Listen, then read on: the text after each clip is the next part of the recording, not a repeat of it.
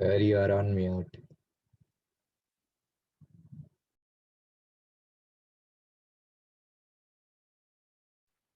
I was talking to myself then. तो मैं ये बोल रहा था कि आप लोगों ने कुछ एनसीईआरटी से प्रॉब्लम ट्राई करे थे? Have you guys tried anything? Yes, sir. थोड़े बहुत किए थे। कोई डाउट्स? Sir, 10th वाला. 10th वाला? 10th वाला क्या कह रहा है?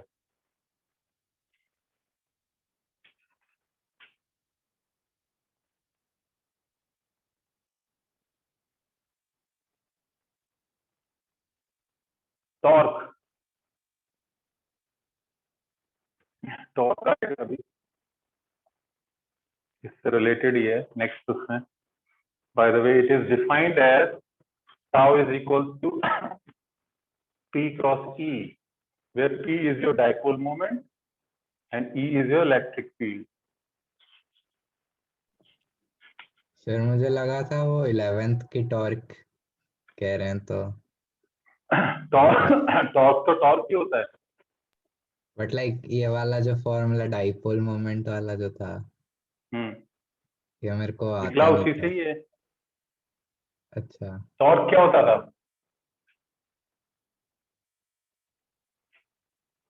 The force used to rotate something. Force into arm होता है ना. Yes, sir. तो जो फोर्स इनटू आर्म, इस केस में आर्म हमारा जो फोर्स लगता है आर है. Let's come to that. Okay, it would otherwise confuse. तो बेसिकली डाइपोल के केस में क्या है कि ये जो डाइपोल है हमारा two pair of charges Q negative Q और Q जो इस तरीके से separated by a distance where this is your centre of dipole. ये इसका इक्वेटोरियल प्लेन है, यानी सेंटर से पास होते हुए जो प्लेन बनेगा ऐसे इक्वेटोरियल प्लेन. तो इसमें बेसिकली क्या है, क्योंकि यहाँ सिग्निफिकेंस ये भी है कि you would want to find out the electric field due to this electrical dipole at a point somewhere along the axis. और इसका डेरिवेशन आ जाते हैं कभी कभी. And that point could be let's say r units away. उल्टा भी बना देते कई बार. पिक्चर्स में they always show this point which is closer to the negative charge. ऐसा भी बनते हैं, but it doesn't matter. ऐसा ही बना सकते हो r distance away. और कई बार वो point we take it on the transverse direction at a certain distance along the equatorial plane. तो इस केस में जो इलेक्ट्रिकल फील्ड है, मतलब हम इसका सिग्निफिकेंस ये है कि how should this electric field very in A direction along the axis, वो जानने के लिए. तो अब आप खुद ही देख सकते हैं कि यहाँ पर दो चार्जेस हैं और दो चार्जेस की वजह से एक पर्टिकुलर चार्ज को इलेक्ट्रिक फील्ड निकालेंगे तो E का तो रिजल्ट रिलेशन वही रहेगी 1/4 पाई एप्सिलॉन नॉट Q, क्योंकि ये नेगेटिव है, नेगेटिव Q ओवर इस चार्ज से इसकी दूरी कितनी हो जाएगी R माइनस A यहाँ पर है, तो R minus A whole square. And as you can tell, the electric field lines would be towards the negative charge. So you can say that E due to this negative charge would be directed towards the negative charge. और ये यहाँ पे हम relate कर सकते हैं. और इस चार्ज की वजह से क्या होगी, पॉजिटिव चार्ज की वजह से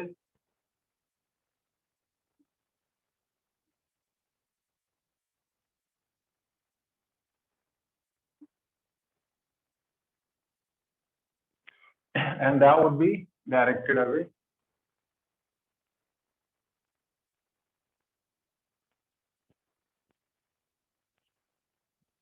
तो यानी एक ही पॉइंट पे इसकी वजह से अलग, इसकी वजह से अलग, और ये जो आर फ्रॉम हियर, क्योंकि हमने इसको 2a मान लिया था, तो एक ए इधर, एक ए इधर, ठीक बात है। अब net electric field is a vector quantity, इसका डायरेक्शन दोनों ऑपोजिट है, सामने आमने, they are going in the same, opposite direction. So net electric, field intensity would be E of negative Q plus E of positive Q. हम निकाल लीजिए।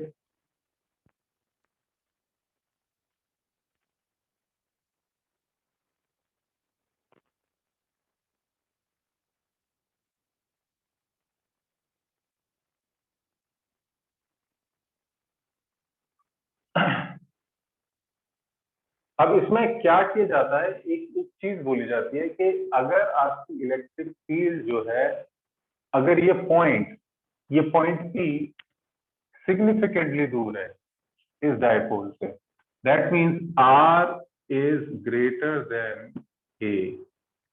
That's a measure of कि ये पॉइंट इससे काफी दूर है। तो अगर R is greater than A, तो what you can imagine is कि जो A over R है ratio, that would be very small, very very less, क्योंकि यहाँ अगर इसको R से डिवाइड कर देंगे तो this would give you 1 is greater than A over R, जो सेम है, मैंने यहाँ लिख दिया है। That means ये 1 से बहुत छोटा हुआ, तो हम इस चीज को इग्नोर कर सकते हैं। क्या? तो अब उसके लिए हम क्या करेंगे, इसमें से 1/4 पाई एप्सिलॉन नॉट Q को भी बाहर निकाल सकते हैं, और ये वैल्यू जो है क्या करेंगे, R square R plus A square plus ये नेगेटिव टर्म आया, और plus R minus A square का टर्म आया over R minus A whole square R plus A whole square. तो अब इसको सिंप्लीफाई करें तो क्या आएगा, Q over 4 pi epsilon not minus R square minus A square minus 2AR, और इधर क्या आया, R square plus A square minus 2AR। क्या? Yes sir. R minus A, R plus A, यानी R square minus A square whole square.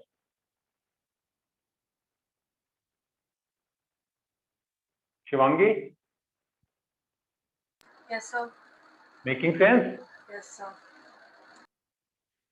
Sir denominator में एक R minus A, अच्छा ठीक है ठीक है, नहीं ठीक है सर। ये कट गया R स्क्वायर, ये इससे कट गया, तो हमारे पास क्या बचा नीचे, Q into minus 4AR upon 4 pi epsilon not E, और R square minus A square whole square में से अगर मैं R स्क्वायर को बाहर निकाल लूं, यानी R raise to the power 4 हो जाएगा, बाहर निकाल लेता हूं, तो इस ब्रैकेट इसमें से R स्क्वायर अगर मैं बाहर निकालूंगा, या R स्क्वायर से मल्टीप्लाई एंड डिवाइड कर देता हूं उसको, और I would multiply by R raise to the power 4 into R divide by R raise to the power 4, ऐसा कर सकता हूं ना? Yes sir. उसका काम करने का रीजन क्या है, मुझे अंदर आ जाएगा 1 minus A square over R square whole square. Reason कि ये जो a, अब आप खुद देखो, अगर a over r is less than 1, तो a square over r square would be very very small than 1, उससे भी बहुत छोटा हो जाएगा। Yes sir. तो ये टर्म जो है नेग्लिजिबल हो जाएगा, ऑलमोस्ट जीरो, इसका इन्फ्लुएंस ही खत्म हो जाएगा इस इलेक्ट्रिक फील्ड की जो कैलकुलेशन है। So as a result, what I would get is minus 4ar into q over 4 pi epsilon naught r raised to the power 4, क्योंकि ये टर्म तो हो गया, ये 0 हो गया, ये 1 बचा, 1 स्क्वायर इज 1, तो यहाँ पे इंटू 1 लिख दो या नहीं भी लिखो, कोई फर्क नहीं पड़ेगा।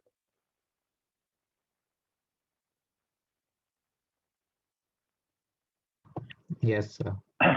अब क्या बचेगा, ये r इसकी पावर घटा देगा, and what we get is minus 4aq over 4 pi epsilon naught r cube, and that's the result। इसमें एक जो खास बात है, जो रिलेशन के, इसमें सबसे बड़ी बात की जो रिलेशन इसकी इलेक्ट्रिक फील्ड की इंटेंसिटी है at points which are farther, it varies not as 1 over r square, जैसे हमने पॉइंट चार्ज के केस में हमने देखा था कि Q है तो E varies as 1 over r square r square। यहाँ पे in the case of dipole, what you are seeing out here is that the electric field intensity drops at a much higher rate, और उसका reason हमें समझ में आना चाहिए। Can you guys think of it? What is the reason? Instead of dropping it 1 over r square, it's actually dropping it 1 over r cube.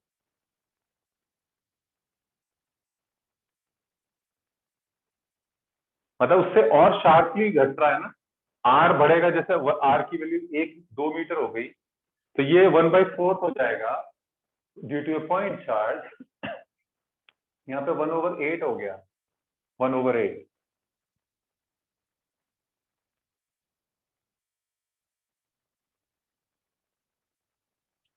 तो इसका reason ये है कि ये दोनों चार्जेस ऑपोजिट इन नेचर है, वो एक दूसरे की फील्ड को कैंसिल वैसे ही कर रहे हैं। Sir cancel as an opposite है तो अट्रैक्ट नहीं होगा, अट्रैक्ट हो रहा तो ज्यादा इंटेंसिटी। भाई ये चार्ज की वजह से इलेक्ट्रिक फील्ड उस तरफ है, उस तरफ, ये पॉजिटिव चार्ज की तरफ वजह से, और वो चार्ज की वजह से इस तरफ है। और एक ही पॉइंट पे अगर आपके पास दो फील्ड है, एक उस डायरेक्शन में पॉइंट कर रहे हैं, आई विल टेल यू ये उससे थोड़ी सी वीक होगी at a given point, because अगर हम इस चार्ज के ऑपोजिट साइड देख रहे हैं तो इसका इन्फ्लुएंस कम होगा बिकॉज इट इज फादर। तो आई वुड रेदर टेक एक तो ये सपोज नेगेटिव चार्ज की वजह से attractive field line of forces है आपकी तरफ है ऐसे, और जो पॉजिटिव चार्जेस की वजह से उस डायरेक्शन में पेंसिल की तरफ, तो ये दोनों कैंसिल नहीं करेंगे एक दूसरे को। Yes sir. Yes sir. तो नेट इफेक्ट इसका क्या रह जाएगा, पता चला, नेट इफेक्ट इसका ये कैप के बराबर। Yes sir. तो ऑलरेडी वो कम हो रही है, मतलब वो एक दूसरे को पहले से ही नलिफाई कर रहे हैं। तो जो एक यूनिट, एक स्मॉल चार्ज की वजह से हम देखते, उसकी वजह यहाँ पे वो और शार्पली डिक्रीज कर रही है। ठीक है जी। So this is one result which is important to understand.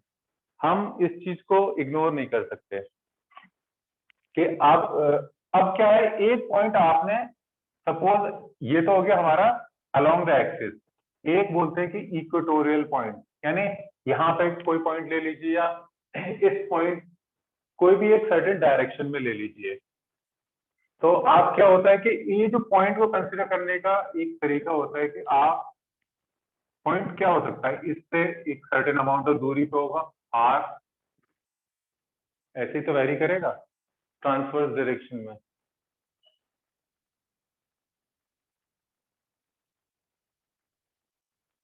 है ना? तो अब इस केस में क्या होगा कि हमारी इस पॉजिटिव चार्ज की वजह से अगेन जो इंटेंसिटी होगी वो कुछ आउटवर्ड डायरेक्शन में होगी, ऊपर की तरफ ऐसे, और ये नेगेटिव चार्ज है ये इसको ऐसे पुल कर रहा होगा। तो एज ए रिजल्ट क्या होगा, जो नेट इलेक्ट्रिक फील्ड होगी भाई इन दोनों के पैरेललोग्राम लॉ वेक्टर एडिशन से इस डायरेक्शन में होगी। यानी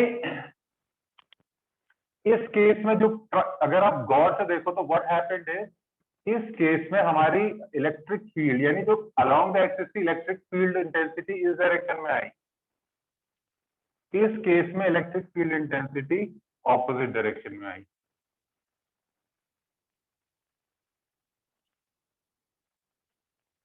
यस नो?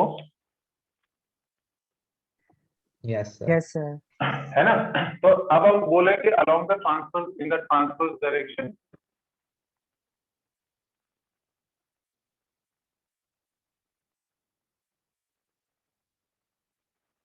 तो E ऑफ Q यानी पॉजिटिव चार्ज की वजह से E ऑफ Q क्या हो जाएगी, अगर ये एंगल थीटा है, सपोज ये एंगल थीटा है, बराबर ही होगा दोनों तरफ से, ये थीटा है, एक पॉइंट इक्वेटोरियल एक्सिस पे ले रहे हो तो ये भी थीटा ही होगा।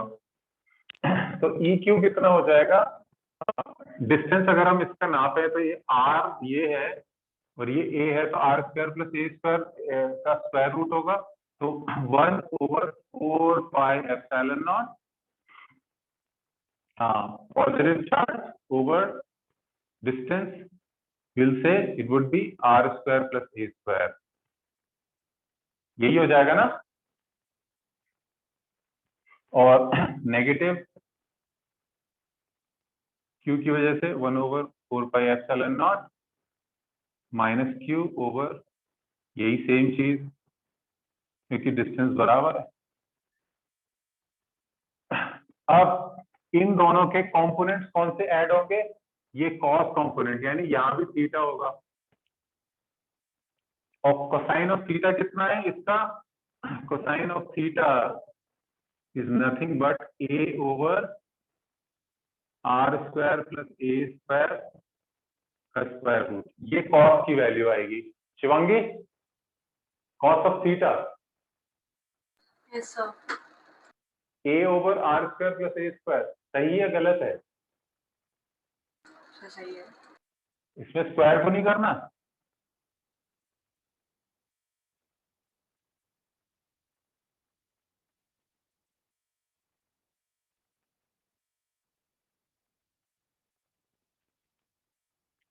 नहीं करना, यही है। तो now the net electric field would be magnitude wise, तो दोनों की वैल्यू सेम है, आप देख रहे हैं ये दोनों का मैग्नीट्यूड तो सेम है, द ओनली थिंग इज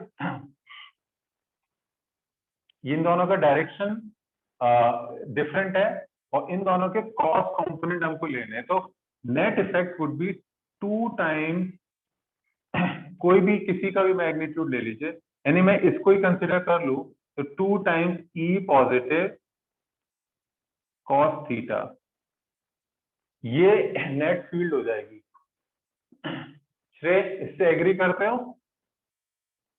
या नहीं एग्री करते हो?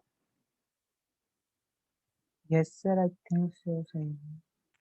Twice of E of magnitude, या तो ये मैग्नीट्यूड या ये मैग्नीट्यूड वाइज तो सेम है ना भैया, दोनों का मॉड ले लो, मैग्नीट्यूड पता चल जाएगा, सेम ही सारे टर्म्स बराबर है, एक साइन का अंतर है।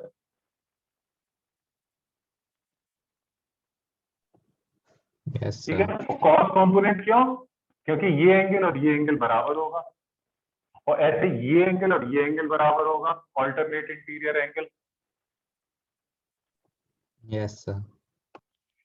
तो अब ये वैल्यू क्या आ गई, 2 times 1/4πε0 Q over R square plus A square, ये आपकी इधर, और कॉस की वैल्यू यहाँ पे ऐड कर दीजिए, A over R square plus A square under root. Next line इसकी हम यहाँ लिख सकते हैं,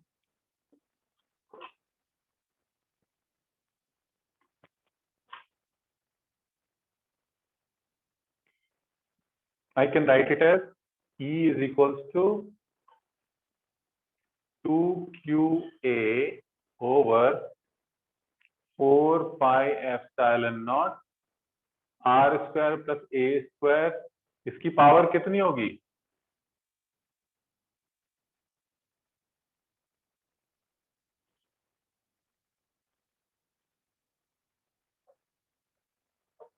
what will be the power of R square plus A square?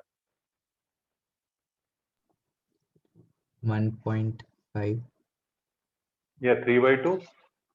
Yes sir. है ना। अब सेम चीज अगर ये पॉइंट थोड़ा दूर हो जाए, खिसक जाए, यानी if it is at a significant distance in this direction, तो my R would be greater greater than A, तो A over R would be less than 1, or A square over R square will be very very small comparison to 1.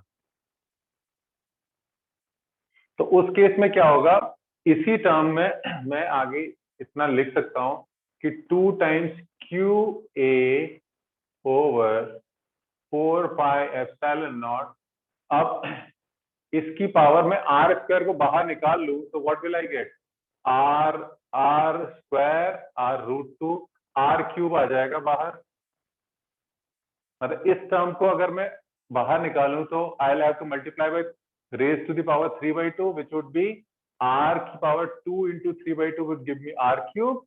So what will I get in the under 1 plus A square over R square whole raised to the power 3/2।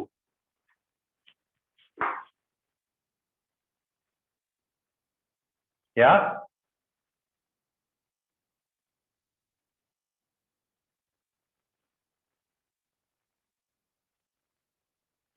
अब आप अगर कुछ वो आ रहा है तो आप पूछ सकते हैं, ऐसा कोई वो नहीं है। Like Shivangi, Yes, sir. R raised to the power नहीं, ठीक है ठीक है। श्रेय, यस सर। कंफ्यूजन, सही, लास्ट पार्ट वापस से बता दो। पूछने का, रोकने का कोई जल्दी नहीं है, समझ नहीं आएगा तो कोई फायदा ही नहीं है। So what I have done is, okay, let me do it in a slightly different way. 2QA upon 4πε0। मेरा ऑब्जेक्टिव क्या है, मुझे इस चीज को यूज करना है, and I want to get rid of this term from within this bracket। तो अल्टीमेटली मैं क्या कर रहा हूं, मैं एक कर्ली ब्रेसेस लगा देता हूं से, और इस R, ओके नेवर माइंड, तो मैंने क्या किया, इसको इस ब्रैकेट में से इस R स्क्वायर टर्म को बाहर निकालना चाहता हूं। तो when I am doing that, तो what I have to do is, अगर मैं इस R स्क्वायर को बाहर निकालूंगा तो basically what I am doing is I am taking this out, तो I have to multiply and divide, basically as good as thing multiplying and dividing by R3 over R3। ऐसा किया मैंने, and R square plus और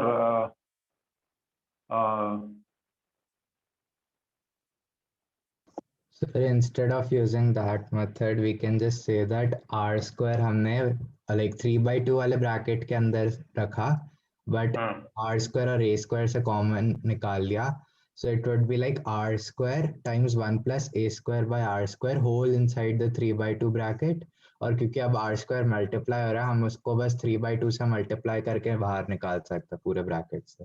so r square into 1 plus a square over r square whole raised to the power 3/2, ऐसा तो मैं लिख ही सकता हूँ ना? यस सर, फिर उसके बाद 3/2 से मल्टीप्लाई करके आर स्क्वायर को निकाल सकते अब इस आर स्क्वायर को पावर को मैं इससे मल्टीप्लाई करना पड़ेगा मुझे।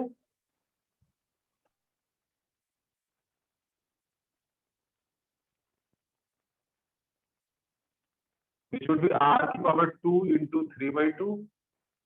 तो अंदर क्या है? 1 plus a square over r square already की पावर 3/2, और ये पावर कट गई तो आई गेट r क्यूब।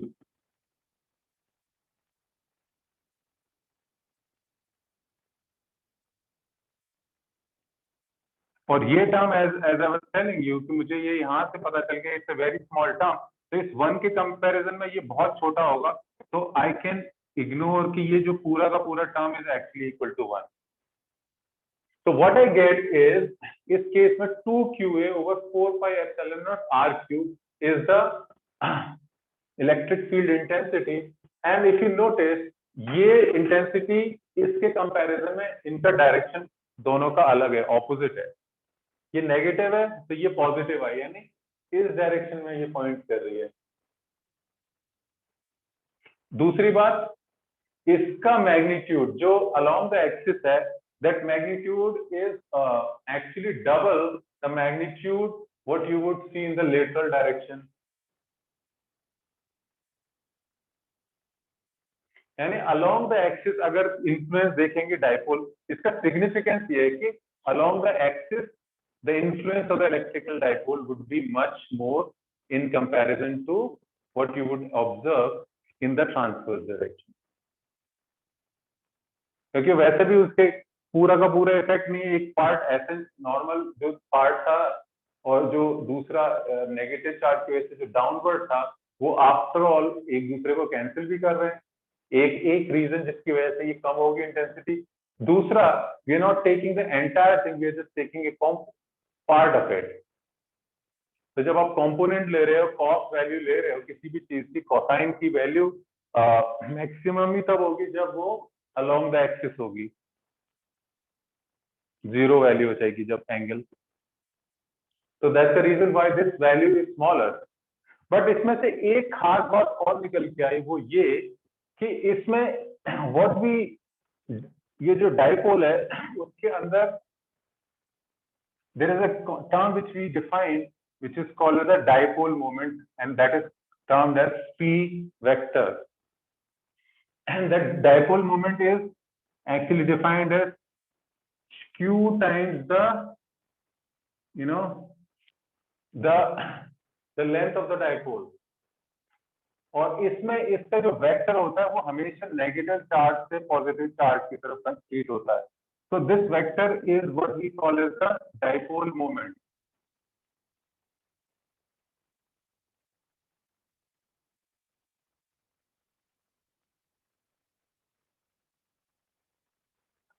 ये moment of the dipole, it's almost like जैसे टॉर्क के केस में भी बोलते थे ना, moment of the force, right? So moment of the force, have you heard of that word in mechanics, जहाँ पर rotational dynamics use करते थे? Moment of the force is called torque basically, यानी force when it is applied at two different places जिनके बीच में एक arm है, and that means it's not applied at the same concurrent point। जैसे आपका fulcrum and liver, जैसे ये आपका वेज जमीन पे वेज रखा हुआ है, ये एक लीवर है, और and you are applying force like this, and there is a weight over here। तो इस पॉइंट के अबाउट we call it कि इस फोर्स का moment of force would be F into whatever is the distance from here to here, that is called as the moment of the force। यानी उसको जो torque मिल रहा है वो इसके बराबर है ड्यू टू दिस फोर्स। तो ऐसे ही चार्ज के कॉन्सेप्ट में, बिकॉज चार्ज का कहीं ना कहीं एक इन्फ्लुएंस है इस चार्ज, वैसे तो it looks like it's force as it is, but it is responsible for some force, field lines of force because of it. तो इसको भी एक charge into arm is what we call as the moment of the force, sorry, dipole moment. तो अगर Q into 2a हमारा dipole moment है, तो this is often times replaced as P over 4 pi epsilon naught r cube. Again, the magnitude basically in terms of vector, यानी ये उसी direction में, जिस डायरेक्शन में हम ये बोल सकते हैं कि ये एक्चुअली उल्टा होता है इस केस में, क्योंकि हमने इसका direction negative, dipole vector would be in this direction, और ये इसके ऑपोजिट है, तो यहाँ पे ये value would be negative p upon 4 pi epsilon not r cube. But ये जो है वैल्यू, इसको हम बोलेंगे, क्योंकि 2 times a cube would be your dipole moment, so it is actually 2 times this upon 4 pi epsilon naught r cube. So this is another way of expressing the electric field due to a dipole, because dipole is a very integral part in this case. So dipole moment is an integral part. तो कई बार इसकी electrical field intensity को इसके terms में भी, dipole moment के terms में भी डिफाइन करते हैं. एंड जस्ट टू ऐड कि जो डाइपोल मोमेंट है along the axis, it is actually along, मतलब आप अगर पॉइंट इस तरफ कंसिडर कर रहे हैं तो you can say that this field is along the the same direction as the dipole moment, और इस केस में basically opposite जा रही है. But it is just a matter of convention. अगर ये पॉइंट आपका इधर होता तो उल्टा इफेक्ट देखने को मिल जाता. So you can still make out कि मतलब डाइपोल मोमेंट के ऑपोजिट वो इलेक्ट्रिक फील्ड है या उसके ऑपोजिट है. It's not too difficult to figure out from the problem. क्या? Yes, sir.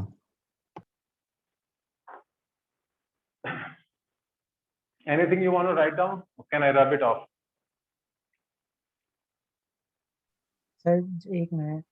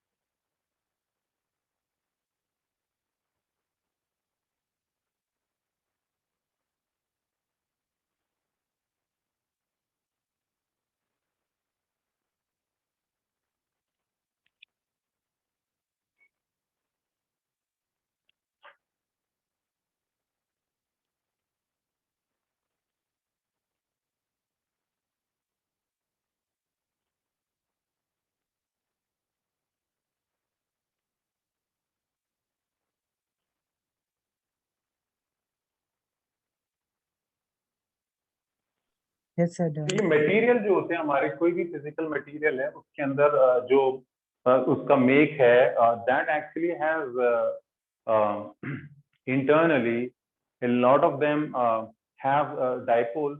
तो बिहेवियरली जो उनके अंदर जो इलेक्ट्रिक फील्ड अलाइनमेंट होता है वो according to this principle it happens. और अभी तो हमने ये देखा कि electric field due to a dipole. What we will see next is what happens when you have a dipole in the presence of an external electric field.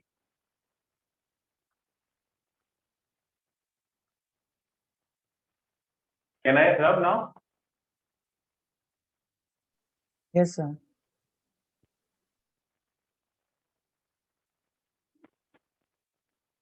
what do you think might happen when you place a dipole in an external electric field? आपको क्या लगता है? And what really it means? आप मतलब conceptually क्या imagine कर पाते हो when someone says that electric dipole in an external electric field? What does that mean?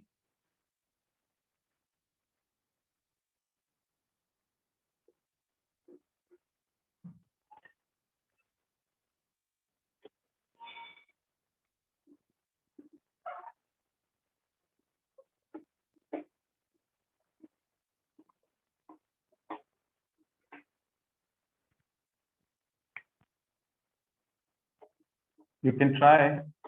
Right or wrong की कोई बात ही नहीं है, तुक्का भी मार सकते हो. तुक्का मारना जरूरी है, पता है. तुक्का से हमें अपने इंस्टिंक्ट का पता चलता है कि हमारे इंस्टिंक्ट कहाँ जा रहे हैं, किस डायरेक्शन में जा रहे हैं. चलाना चाहिए तुक्का. Maybe the electric field will affect the charge with the opposite, like the opposite charge, and because of that the positive charge will also be affected. Like जैसे अगर इलेक्ट्रिक फील्ड एक पॉजिटिव चार्ज एमिट कर रहा है तो फिर जो negative charge है डाइपोल के अंदर उसको एक तरह से कुछ इफेक्ट होगा, पता नहीं, बट और उसकी वजह से वो पॉजिटिव डाइपोल पे भी एक इफेक्ट पड़ना स्टार्ट हो जाएगा. तो डाइपोल तो एक ही हमारा. The pair of charge is called a dipole. There are no two dipoles. Di मतलब दो, pole मतलब pole. तो दोनों चार्जों को मिला के एक चीज से जोड़ दिया, एक एक्सिस से. वो जुड़े हुए क्यों है? क्योंकि उनके बीच में कोई ना कोई स्ट्रॉन्ग फोर्सेस होते हैं. जैसे आप जानते ही हैं इलेक्ट्रोस्टैटिक बॉन्ड्स होते हैं हमारे केमिकल कंपाउंड्स में, कोवेलेंट, आयनिक, वो सब यही हैं. उनके फंडामेंटल फिजिक्स पर ही बेस्ड हैं. वहां पे आपको बताएंगे कि double bond is stronger than this bond and that bond. I can't remember it very clearly now, but I do have a recollection कि वहां पे ये चीजें हमें इन प्रिंसिपल ऐसे समझाई जाती थी. बट उसका रूट कॉज यही होता है कि ये जो एक्सिस है ये कहीं ऐसा नहीं कि हवा में दो चार्ज हैं. They are strongly bound by the electrostatic forces. Yes sir. तो होगा क्या कि ये डाइपोल जो है आपका, अगेन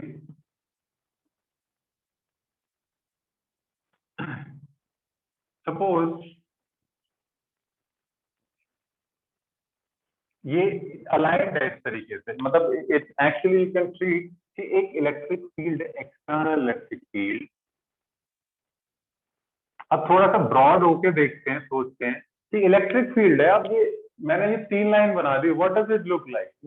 ऐसी इलेक्ट्रिक फील्ड अभी तक मैंने डिस्कस नहीं की है. अभी तक we talked about just radius, मतलब ऐसे जा रही है ऐसी इलेक्ट्रिक फील्ड.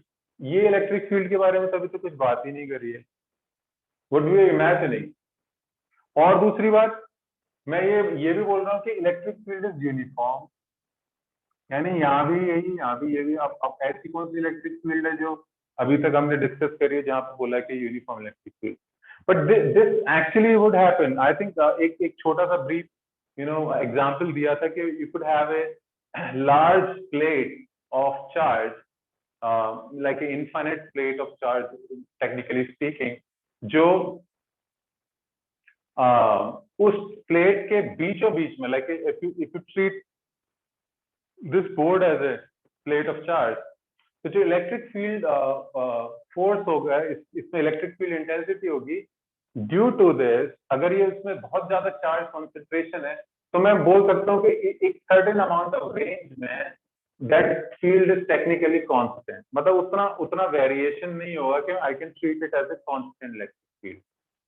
तो जब हम ये जो ऑब्जर्वेशन कर रहे हैं तो we are talking about a dipole in presence like it. जैसे से फॉर एग्जांपल जितने भी इलेक्ट्रिकल गैजेट्स होंगे वो कोई मतलब बहुत ज्यादा दूरी पर से इन्फ्लुएंस डालने की कोशिश तो नहीं करेंगे. दे वुड बी कपल्ड, मतलब उसमें कुछ ना कुछ ऐसा एक असेंबली बना दी जाएगी. चार्ज भी इलेक्ट्रोस्टैटिक प्लेट्स भी इधर ही हैं, इसी के बीच में कोई और मटेरियल डाल दिया है उसके ऊपर उसके बीच में जो फील्ड है that is parallel, parallel lines of force, जिस तरीके से तो आई मीन रियली तो यही सेटअप मिलेगा आपको। तो यूनिफॉर्म इलेक्ट्रिक फील्ड मतलब the lines of forces are parallel to each other, और दूसरा इस पॉइंट से इस पॉइंट के बीच में कोई वेरिएशन नहीं है इलेक्ट्रिक फील्ड के अंदर, meaning the magnitude of E over here is the same as the magnitude of E over here. So I can say that it is, एक क्वालिफाई कर सकते हैं यूनिफॉर्म इलेक्ट्रिक फील्ड। थोड़ा आपको भी ऐसा लगना चाहिए कि कुछ लिखा है, पता चला, it should not appear that कि हमें ये तो पता ही नहीं है कि क्या लिखना है। ऐसा तो नहीं लग रहा I should be writing more theory here. Sir ink कभी कभी थोड़ी लाइट होती है बट समझ तो आ रहा है क्या लिखा। इंक लाइट होती है बट समझ आ रहा है, तो आई करेक्ट माय इंक, मैं इसको इस वीक में सॉर्ट आउट कर लूंगा। Yes sir. I'll make sure this doesn't happen. ठीक है। So uniform electric field, यानी from here to here there is no change in electric field. तो अब डायपोल आपको पता है कि it is two charges separated by a distance.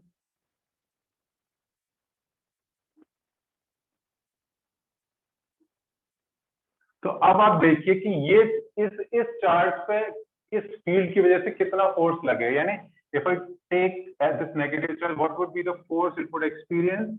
F on negative charge would be Q times E. Yes sir. Negative. Yes sir, that would be the force. और positive pay Positive Q times E. इसका मतलब दोनों पे force equal and opposite.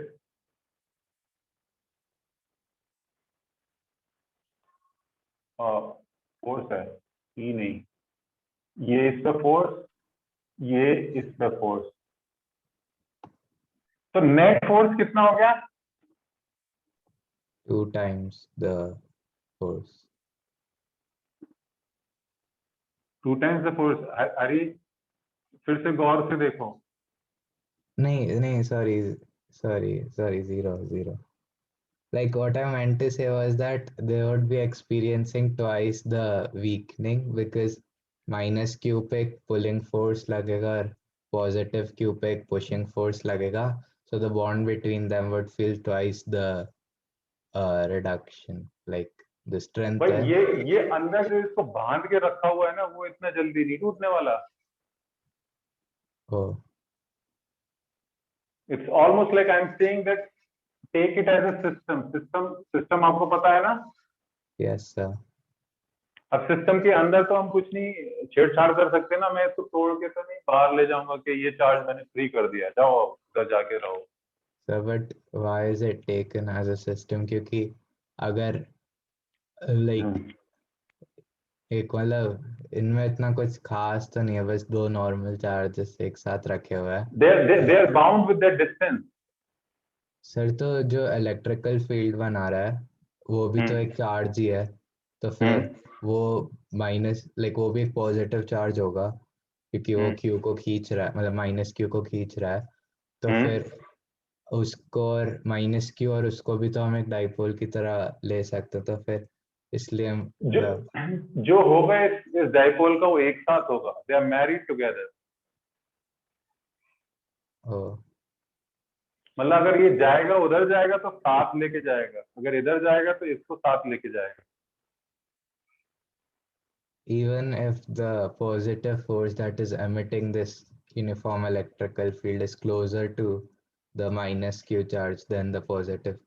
हाँ, but why wouldn't it make sense that the force experienced by the minus Q charge should be so great that the dipole will break? नहीं, that's a theoretical thing which you are saying।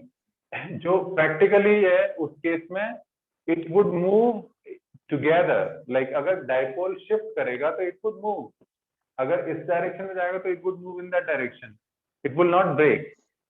Break करने का तो concept ही नहीं आया, हमने अभी तक introduce ही नहीं किया कि डायपोल को मोनोपोल बना देते हैं।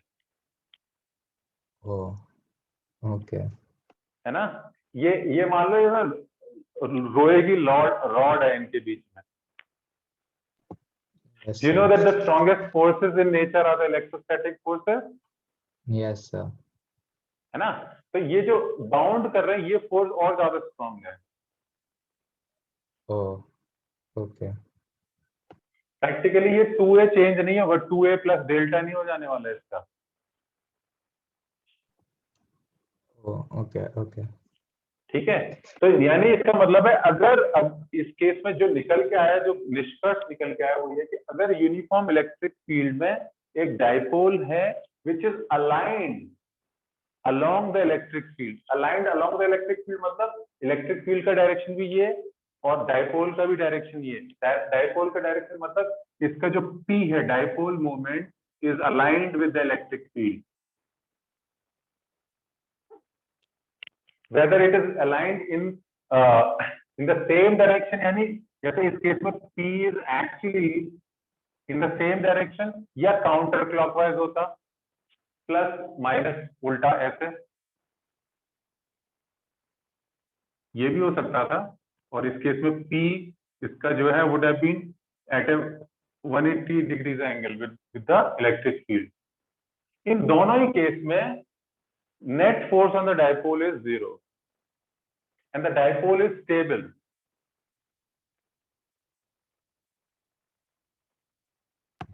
Yes sir. है ना, अब यही चीज अब आप सोचो, मतलब मैंने दोनों ही चीजें बता दी हैं, चाहे दोनों के बीच में एंगल 0 या 180, दोनों ही केस में इट इज स्टेबल। अब दूसरा केस होता अगर आपका नेगेटिव पॉजिटिव, ये देखो, और ये आपका P है इस डायरेक्शन में और इलेक्ट्रिक फील्ड ऐसे है, even though it is still uniform,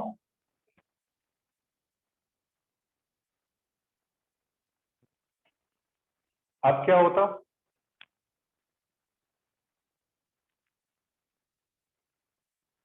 श्रेय बताएंगे, श्रेय इस बार अटेम्प्ट करेंगे।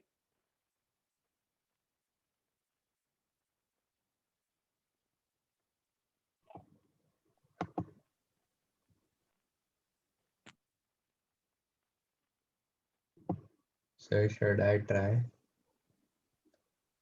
आप ट्राई कर लो। Sir, तो only the component of the electrical field का जो force है, only that will act on the thing, and that too in the opposite direction, so it might just rotate the whole dipole. Correct है, तो होगा क्या इस case में, क्योंकि ये E है, इसके ऊपर फोर्स इस डायरेक्शन में लगेगा, एक force, certain amount of force इस डायरेक्शन में, और ये पॉजिटिव है, रिपल्सिव इस डायरेक्शन में।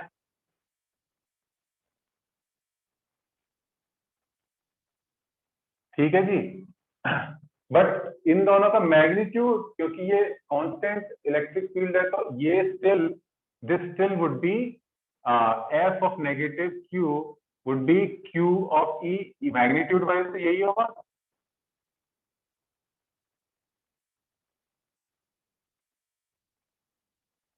है ना, Yes, sir. मैग्नीट्यूड तो सेम ही होना है। Yes, sir. बट यानी इसका मतलब मैग्नीट्यूड सेम है, यानी नेट फोर्स तो अभी भी 0 ही हो जाएगा।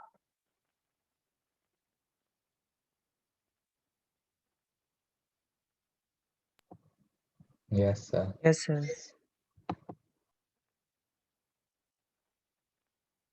यानी ये डायपोल शिफ्ट नहीं करेगा, डायपोल ऐसा नहीं कि भाग जाएगा, but what will happen is, ये जो फोर्स है इसका एक मोमेंट होगा, this will try to rotate this dipole in this direction, ये भी इसको इसी डायरेक्शन में, यानी दोनों अलाइन हो गए हैं to rotate the dipole in this case in the direction which is clockwise. है ना जी, अगर ये नेगेटिव इधर होता तो काउंटर क्लॉकवाइज। Yes, sir. और उसका जो मैग्नीट्यूड होगा that would be torque is given as force into distance होता है क्रॉस प्रोडक्ट. Yes, sir. तो जो फोर्स है which is QE on a charge, cross product means like जो आर्म और फोर्स है उसके बीच का साइन ऑफ थीटा, यानी जो थीटा एंगल है इन दोनों के बीच में उस d sin थीटा, और हर फोर्स की वजह से ऐड होगा तो it would be twice the amount. And this d is actually not d, इसमें ये जो डिस्टेंस इज एक्चुअली a, तो ये a ले लिया जाएगा. यानी सेंटर से जो इस सेंटर के अबाउट जितना भी दूरी पर ये फोर्स एक्ट कर रहा है, that would be contributing to the moment या torque. Similarly this axis के about it will rotate and the magnitude of the torque will be 2 2aq e sin theta. अब आप गौर से देखना ये जो 2aq क्या होता है, p होता है p into e sin theta. तो हम इसीलिए बोल देते हैं torque is equal to P cross E in the case of a dipole, क्योंकि ये again it comes out to be a sine cross what do you call it, cross product, dot product नहीं cross product. तो ये moment of dipole और electric field के बीच में cross product के बराबर इसका टॉर्क होता है. And that's what actually you are seeing in your problem. Yes, sir. ठीक है, तो ये आपके मतलब इसका भी डेरिवेशन पूछा जा सकता है. This could be a way to think to prove actually. अब इसमें एक चीज और है जो समझने वाली बात है कि ये इलेक्ट्रिक फील्ड कई बार यूनिफॉर्म नहीं होती है. तो अगर यूनिफॉर्म इलेक्ट्रिक फील्ड नहीं होगी ना तो ये डायपोल थोड़ा थोड़ा शिफ्ट भी करेगा. Yes, sir. Okay, sir. है ना, आप समझ सकते हैं ना इस बात को, Yes, sir. क्योंकि ये एफ नेट 0 नहीं रह जाएगा उस केस में. तो टॉर्क तो आएगा. टॉर्क अगर ऐसे अलाइंड है तो टॉर्क भी आएगा और नेट फोर्स भी आएगा. अगर ऐसे है अलाइनमेंट तो टॉर्क नहीं होगा, एफ नेट होगा. तो वो उसको जिस डायरेक्शन में इलेक्ट्रिक फील्ड इंक्रीज कर रही है उस डायरेक्शन में इफेक्ट देखना पड़ेगा आपको कि what charge is placed. Suppose just to give you an example and I'll discuss this again कि अगर सपोज इलेक्ट्रिक फील्ड इंक्रीज कर रही है आपकी इस डायरेक्शन में, सपोज एग्जांपल इस डायरेक्शन में इंक्रीज कर रही है, तो यहाँ पे पॉजिटिव चार्ज है, it is going to experience more force comparison to the negative charge. Yes, sir. Because it is increasing in this direction. तो फोर्स इसको नेट फोर्स इसको राइट हैंड साइड में लेके जाएगा. Yes, sir. अगर increasing field उस तरफ होती तो ये नेगेटिव चार्ज यहां पर पड़ा है तो इसको अट्रैक्शन इस डायरेक्शन में मिलेगा ज्यादा, तो भी इसको इधर ही लेके जाएगा.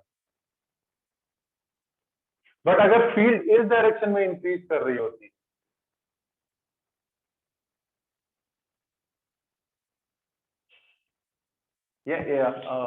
it's actually so depending on in which direction the electric field is increasing and in which direction how is the dipole aligned, you would see that the dipole will see a translation movement also if it is aligned along the electric field. But if it is not aligned along the electric field with a non-uniform electric field in place, it would experience both translation as well as rotational motion.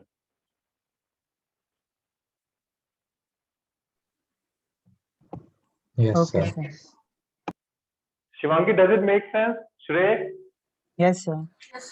Okay. तो आज की कहानी को यहीं विराम देते हैं. And what we have left in this chapter is two things. एक गॉस लॉ बचा है, गॉस लॉ का एप्लीकेशन बचा है. और कंटिन्यूअस डिस्ट्रीब्यूशन ऑफ चार्ज, मतलब इट्स जस्ट अभी तक हम चार्जेस पॉइंट चार्जेस ट्रीट करते आ रहे हैं। नॉर्मली ऐसा मिलता नहीं है जनरली दुनिया में, कहीं भी पॉइंट मास पॉइंट चार्ज ऐसी चीज नहीं है। It's over simplification. Will talk about what is uniform continuous distribution of charge, फिर we have Gauss law and Gauss law के application, and that should end up this chapter. तो most likely next class में I will wrap that one, मतलब ये दोनों चीजें निपटा दूंगा। And you are free to try questions except for Gauss law. I think you should be good to try all questions apart from that from your NCERT and exemplar. आप दोनों ही चीजें, exemplar के लिंक भी आपको पता होंगे, online है, it's available in case you don't have books, so you can refer to them. उन questions को भी try करो, and it's absolutely critical कि आप उनको try करें and discuss करें यहाँ पे क्लास में। Yes, sir. Okay, okay, sir. समझ में आया ना? Any doubts on today's class? No, sir. No, sir. All right then. I'll see you guys in the next class. Thank you, sir. Thank you, sir. You're welcome. Bye. Yes, sir.